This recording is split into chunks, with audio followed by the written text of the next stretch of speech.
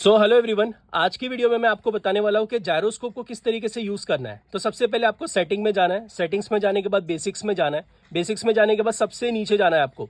Gyroscope को इन लोग ने नीचे छुपा के रखा हुआ है।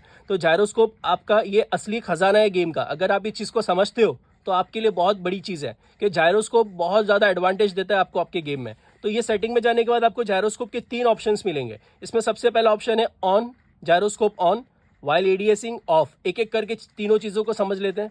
जायरोस्कोप ऑन पे जब आप क्लिक करोगे, आप पीछे लोगे, देखो ये मेरा जब जायरोस्कोप चालू है, जब मैं इधर उधर कर रहा हूँ मोबाइल को, मैंने हाथ नहीं लगाया है। जब मैं अपने इधर उधर कर रहा हूँ तो ये मेरा जो एम है ना सेंटर में क्रॉसर, वो भी मूव कर रहा है साथ में। समझ रहे हो आप?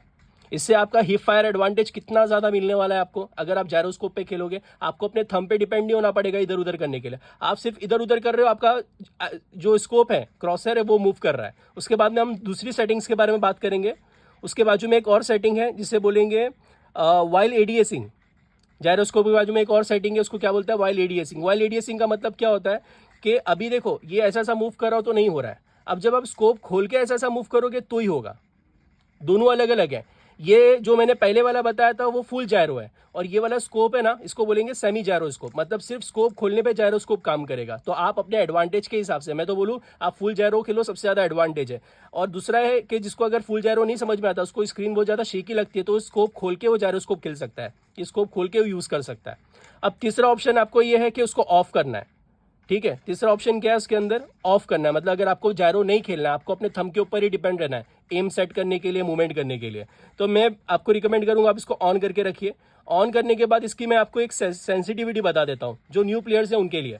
तो सबसे पहले रोटेशन मोड को फिक्स स्पीड पे रखना है, स्पीड एक्सेलरेशन को 100 से 120 के बीच में। आप इसको बिल्कुल भी मत छेड़ो, जो सेंसिटिविटी आपकी उसको रहने दो। उसके बाद में आप जायरोस्कोप सेंसिटिविटी में आ जाओ। यहाँ पर आपको क्या देखना है कि स्टैंडर्ड सेंसिटिविटी को आपको 120 पे रखना है, रेड डॉट को 150, एडीएस 150, टैक्टिकल को 100 पे रखना है, स्नाइपर को जो मैंने बताया 100 पे रखना है। इसके बाद सेम जो भी आपने कैमरा सेंसिटिविटी कॉपी की रखी हुई है, उसको सेम टू सेम कॉपी कर दो जायरोस्कोप फायरिंग सेंसिटिविटी में। तो 120, 150 एडीएस, रेड डॉट 150, टैक्टिकल 100, दोनों सेम है। ऊपर वाला भी सेम है, नीचे वाला भी सेम है। और रही बात ये वाली सेंसिटिविटी की, फायरिंग सेंसिटिविटी और कैमरा सेंसिटिविटी, इसको आपको बिल्कुल भी नहीं छेड़ना है। ये मैंने ऑलरेडी वीडियो बनाया कि इसको किस तरीके से फाइंड करना है अपनी परफेक्ट सेंसिटिविटी को।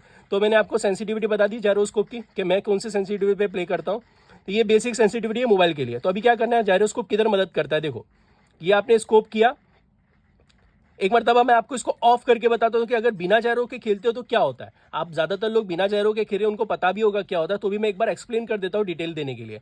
तो ये मैं अगर बिना जायरो के खेलूंगा तो मुझे क्या होगा कि स्कोप करना है इसके ऊपर, और फायर करने के लिए मुझे रिकॉइल कंट्रोल करना है ना। अभी देखो ये रिकॉइल, ये अगर स्कोप खोलूंगा, रिकॉइल बहुत ऊपर जा रही है गन, तो मुझे इसको रिकॉइल कंट्रोल करना है, तो अपने थंब से नीचे लेना पड़ेगा रिकॉइल को कंट्रोल करने के लिए। बट जब आप एक जायरोस्कोप खेलते हो ना, तो आपको है ना ये थंब के ऊपर डिपेंड नहीं होना पड़ता रिकॉइल कंट्रोल करने के लिए। इससे ना आपको खाली मोबाइल को अपने टिल्ट करना है। कैसे करना है टिल्ट, देखो मैंने आपको यहाँ बताता हूँ। तो मैंने जायरोस्कोप को ऑन कर दिया। अब क्या हुआ, जब मेरा रिकॉइल ऊपर जा रहा है तो सिर्फ मुझे मोबाइल को नीचे करना है। अब मुझे थंब नीचे नहीं करना है, अब थंब को नीचे नहीं स्लाइड करना है, मुझे सिर्फ क्या करना है, अपने मोबाइल को ऐसा नीचे करना है, अपने मोबाइल को ऐसा नीचे करना है।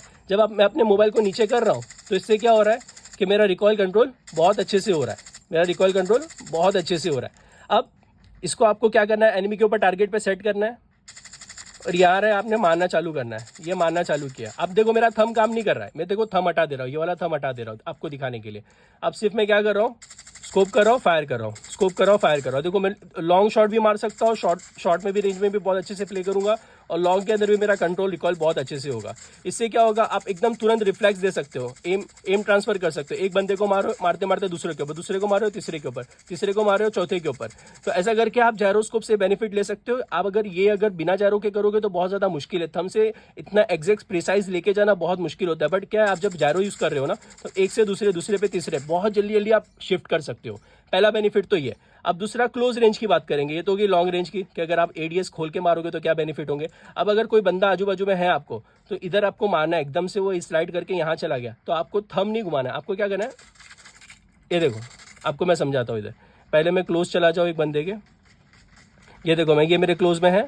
अब वो मेरे राइट में से जाएगा, मेरे को सिर्फ ऐसा करके मारना है उसको। सिर्फ मुझे क्या करना है, ऐसा करके उसके ऊपर एम रख के मारना है। लो मर गया।